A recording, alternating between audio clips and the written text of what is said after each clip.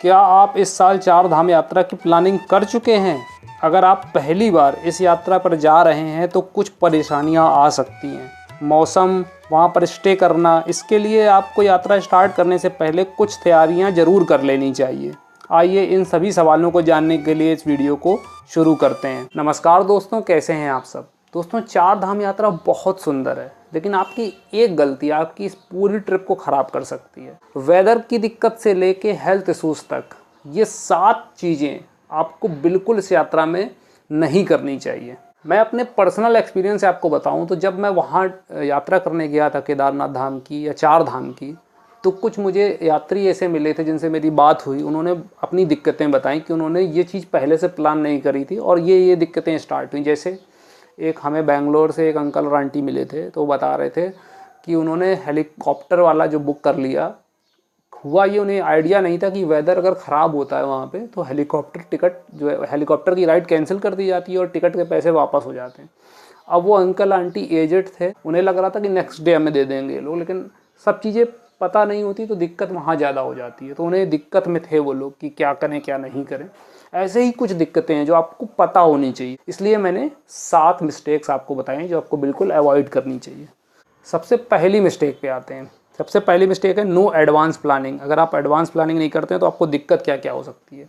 देखिए, सबसे पहली दिक्कत हो सकती है कि अगर ऑन स्पॉट आप होटल लेंगे, एक तो होटल मिलना मुश्किल हो जाएगा, दूसरी चीज़ होटल के प्राइस वो लोग डबल कर देते हैं। मतलब पीक सीजन हो जाता है, पहले से बुक कर लीजिए उसको। सबसे पहली चीज़, एक मिस्टेक ये है। दूसरी चीज़ क्या है कि जब आप ट्रैवल करेंगे, यानी ट्रांसपोर्ट, मतलब एक जगह से दूसरी जगह जाएंगे, तो उसके लिए पहले से अपने माइंड में चूज़ कर लीजिए कि आपको शेयरिंग टैक्सी से जाना है, बस से जाना है, या फिर आपको अपनी गाड़ी से जाना है, या फिर वहाँ पर आपको टैक्सी एक हायर करनी है। तो उसके बारे में आपको डिटेल्ड जानकारी होनी चाहिए कि शेयरिंग टैक्सी कहाँ से कहाँ तक मिलेगी, बस हमें कहाँ से कहाँ तक मिलेगी, उसकी टाइमिंग क्या होनी चाहिए। वहाँ जाके फिर आप करेंगे तो आपकी ट्रिप में दिक्कत आएगी, क्योंकि बस हर समय नहीं मिलेगी आपको, और शेयरिंग टैक्सी मिलेगी तो डायरेक्ट नहीं मिलेगी। अब मिलेगी भी तो उसमें आपको पता होना चाहिए कहाँ से कहाँ तक मिलेगी। हो सकता है आपको डायरेक्ट यमुनोत्री तक ना मिले, हो सकता है आपको यमुनोत्री से गंगोत्री तक डायरेक्ट ना मिले।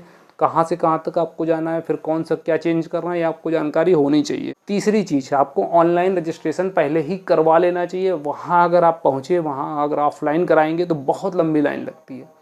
जब ऑनलाइन सुविधा है तो पहले से करा के ही जाइए।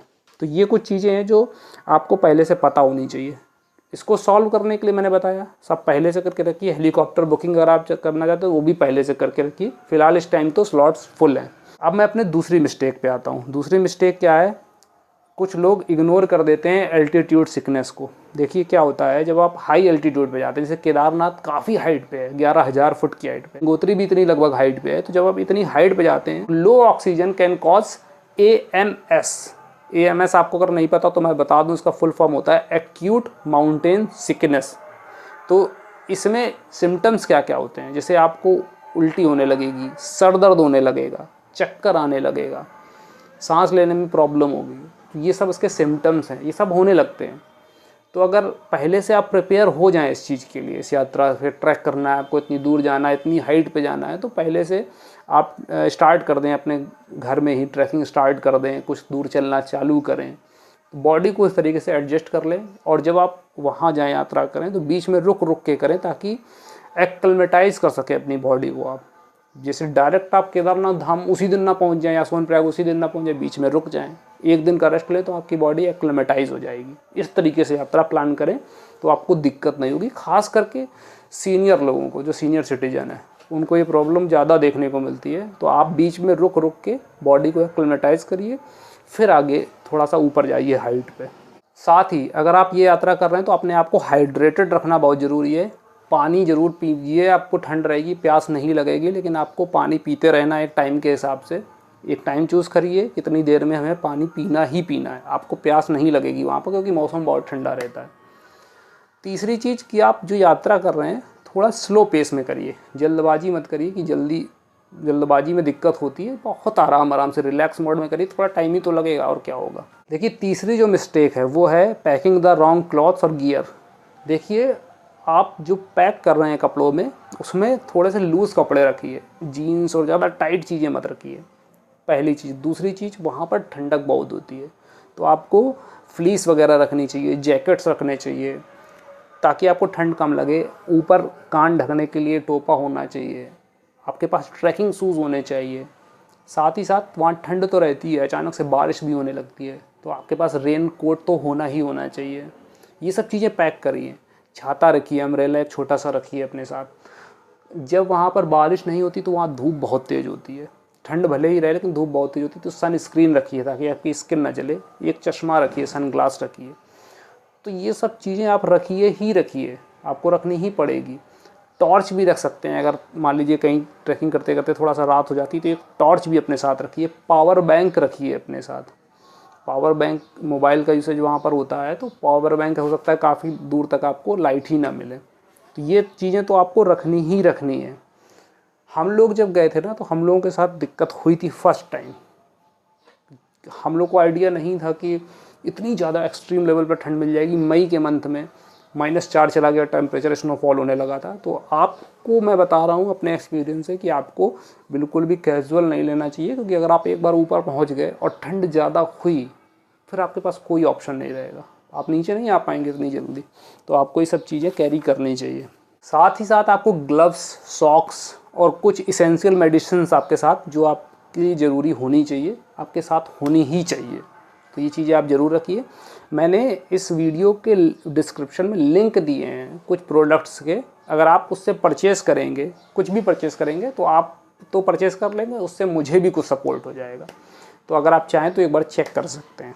मिस्टेक नंबर 4, आप ओवर एस्टिमेट कर लेते हैं अपनी फिटनेस को कि हम तो चल ही लेंगे, हम तो ये कर लेंगे, हम तो 20 किलोमीटर चल जाएंगे। लेकिन पहाड़ों की चढ़ाई और यहाँ की चढ़ाई में बहुत फ़र्क होता है।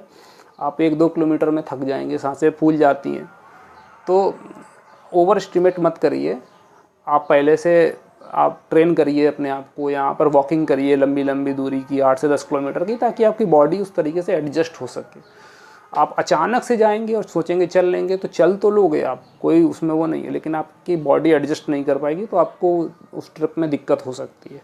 मिस्टेक नंबर 5, अगर कोई भी वार्निंग आई है वेदर से रिलेटेड, क्लाउड बर्स्ट से रिलेटेड या फ्लैश फ्लड से रिलेटेड, तो उसको अवॉइड मत करिए। वार्निंग अगर आपके पास आ गई है तो बिल्कुल आगे मत जाइए, रुक जाइए, जहाँ पर हैं आप वहीं रुक जाइए। कुछ लोग, जैसे वार्निंग आती है कि येलो अलर्ट जारी कर दिया गया है बारिश के लिए, तो कुछ लोग कहते हैं येलो अलर्ट के हम लोग पहुंच जाएंगे। मत करिए ऐसा, बहुत भयंकर बारिश होती है, बहुत ज़्यादा भयंकर। आप फंसे रास्ते में तो ना आप आगे जा पाएंगे ना आप पीछे जा पाएंगे, क्योंकि लैंडस्लाइड हो जाती है दोनों जगह। तो एक चीज़ ये समझ में आई कि जो मानसून का सीज़न होता है ना, उसमें तो बिल्कुल भी नहीं यात्रा करनी है। दूसरी चीज़ कि जब आप यात्रा करें, जैसे 10 दिन से 12 दिन आप लेके चल रहे हैं, तो कुछ बफर डे लेके चलिए कि अगर मान लीजिए कुछ दिक्कत होती है तो हम 2 से 3 दिन या 1 से 2 दिन यात्रा बढ़ा सकें, तो बफर डे आपके पास ज़रूर होना चाहिए। Mistake number 6, relying only on mobile phones. देखिए, कहीं कहीं तो सिग्नल मिलेगा आपको, कहीं कहीं नहीं मिलता बिल्कुल भी। जैसे कि मैं आपको अपना एक्सपीरियंस बताऊँ कि केदारनाथ धाम में हम लोगों ने ट्रैकिंग की थी, तो सिग्नल तो आ रहे थे, कहीं कहीं कम, कहीं कहीं ज़्यादा। लेकिन जब हम लोगों ने गोमुख ट्रैक किया था, कोई सिग्नल नहीं आया था 2 दिन तक। तो कहीं तो मिलेगा आपको सिग्नल और कहीं बिल्कुल नहीं मिलेगा। तो आपको करना क्या है, आपको ऑफलाइन जो मैप्स होते हैं गूगल से, वो डाउनलोड कर लीजिए जाके। उस जगह का ऑफलाइन मैप डाउनलोड रखिए, क्योंकि हो सकता है सिग्नल ना मिले तो आपके पास मैप तो होना ही चाहिए एटलीस्ट, पहली चीज़। दूसरी चीज़, ये डायरी में या कागज़ में आप नोट डाउन करके रखिए होटल्स वगैरह के नंबर और कॉन्टैक्ट नंबर। और तीसरी चीज़, जो भी आपकी बुकिंग्स हैं, ऑनलाइन बुकिंग, सब PDF फॉर्म में, मोबाइल में भी कैरी कर सकते हैं, लेकिन कुछ जो इम्पोर्टेंट चीज़ें हैं वो आप हार्ड कॉपी रखिए, हो सकता है ज़रूरत आपको उसकी पड़ जाए। मिस्टेक नंबर 7, नॉट कैरिंग, जो कैश होता है सफिशिएंट कैश ना रखना। ATM कार्ड वहाँ चलते हैं, ATMs मिलेंगे भी।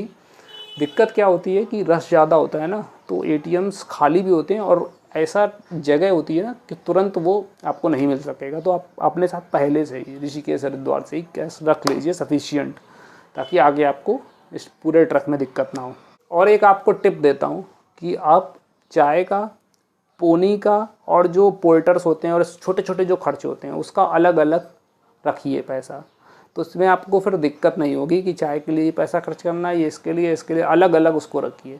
तो ये मैंने आपको 7 मिस्टेक्स बताई जो आपको इस यात्रा में बिल्कुल नहीं करनी चाहिए। मेरे जो राइट साइड पे आप वीडियो देख रहे हैं, ये केदारनाथ और बद्रीनाथ धाम का एक कंप्लीट वीडियो, डिटेल्ड वीडियो। और जो मेरे लेफ्ट साइड में आप देख रहे हैं, ये एक पूरी 4 धाम की प्लेलिस्ट है। इसमें आप विजिट करिए, एक एक वीडियो आपको 4 धाम से रिलेटेड मिलेगा।